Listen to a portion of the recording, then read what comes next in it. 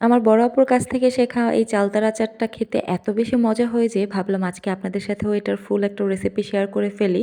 আর এই আচারটা আপনারা একবার বানিয়ে কিন্তু সারা বছরের জন্য সংরক্ষণ করে রাখতে পারেন। তা আজকে আচারটা বানানোর জন্য এখানে আমি 5টার মতো চালতা একদম ছিলে ধুয়ে পরিষ্কার করে নিয়েছি।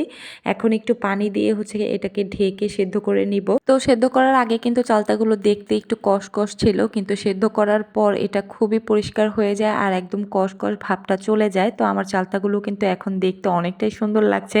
তো এগুলোকে হচ্ছে ভালো করে সেদ্ধ করে এভাবে আমি একটা ঝুড়ির মধ্যে নামিয়ে রেখেছি। এখন এই চালতাগুলোকে এভাবেই কিছুক্ষণ রেখে দিব যেন খুব ভালো করে ঠান্ডা হয়ে যায়। তো চালতাগুলো ঠান্ডা হওয়ার পর এভাবে করে হচ্ছে আমি একটু থেতলে নিচ্ছি।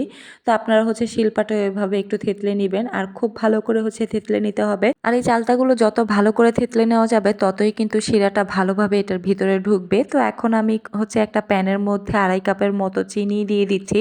তো চিনির সাথে হচ্ছে 1 কাপের মতো একটু পানি দিয়ে দিব। আর এখানে কিন্তু পানির কোনো পরিমাপ নেই, জাস্ট একটু পানি দিয়ে দিবেন। তারপর হচ্ছে এখানে কিছু গরম মশলা দিলাম, আমি সাথে হচ্ছে এলাচ আর কয়েকটা তেজপাতা দিয়েছি আর হচ্ছে 1 কাপের মতো এখানে সরিষার তেল দিয়েছি।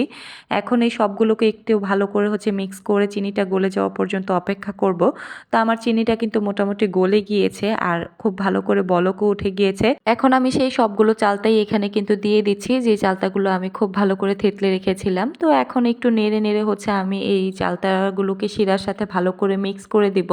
আর এই পর্যায়ে হচ্ছে চুলার আঁচটা মিডিয়ামে রেখে আমাদের অনবরত নেড়ে চেড়ে যেতে হবে। আর একটু পরিমাণে হচ্ছে লবণও অ্যাড করে দিলাম যেন টেস্টটা খুব ভালো আসে। আর সবসময় আচার তৈরি করার ক্ষেত্রে কিন্তু অনেক পরিমাণে জাল করতে হয়, আপনি যত পরিমাণে জাল দিবেন ততই কিন্তু কালার চেঞ্জ হবে। তো আমার চালতাগুলো থেকে কিন্তু মোটামুটি অনেকটাই পানি উঠে গিয়েছে আর এই শিরার মধ্যেই কিন্তু আমাদের চালতাটা খুব সুন্দর একটা কালার চলে আসবে। আর এই আচারের কালারটা চেঞ্জ হওয়া পর্যন্ত কিন্তু আমাদের অনবরত নেড়ে চেড়ে যেতে হবে। তো এই তো অনেকক্ষণ নাড়ানাড়ি করার পর কিন্তু আমাদের চালতার কালারটা অনেকটাই চেঞ্জ হয়ে গিয়েছে। তো এখন হচ্ছে এখানে আমি একটু ভাজা মরিচ গুঁড়ো অ্যাড করে দিলাম, এটা হচ্ছে লাল মরিচটা ভেজে তারপর গুঁড়ো করে এখানে অ্যাড করেছি। আর সাথে হচ্ছে 2 চামচের মতো আমি পাঁচফোড়ন অ্যাড করে দিলাম, যেটা ছাড়া আচার একদম আনকমপ্লিট থেকে যায়। তো এখন হচ্ছে আমাদের নেড়েচেড়ে এটাকে খুব সুন্দর একটা কালার আসা পর্যন্ত ওয়েট করতে হবে। আপনি যেরকম কালার চান সেরকম কালার আনার জন্য একটু নেড়েচেড়ে হচ্ছে এটাকে কালারটা এনে নেবেন। আপনি আপনার পছন্দ অনুযায়ী করে নেবেন। তো এই তো আমার আচারটা কিন্তু একদমই রেডি আর আচারের কালারটা কিন্তু অনেক বেশি সুন্দর এসেছে। আর এই আচারটা কিন্তু পুরো 1 বছর জুড়ে আপনি সংরক্ষণ করে রেখে খেতে পারবেন। আর এই আচারটা যদিও একটু লং প্রসেস তৈরি করাটা, তবে খেতে অনেক অনেক বেশি মজা।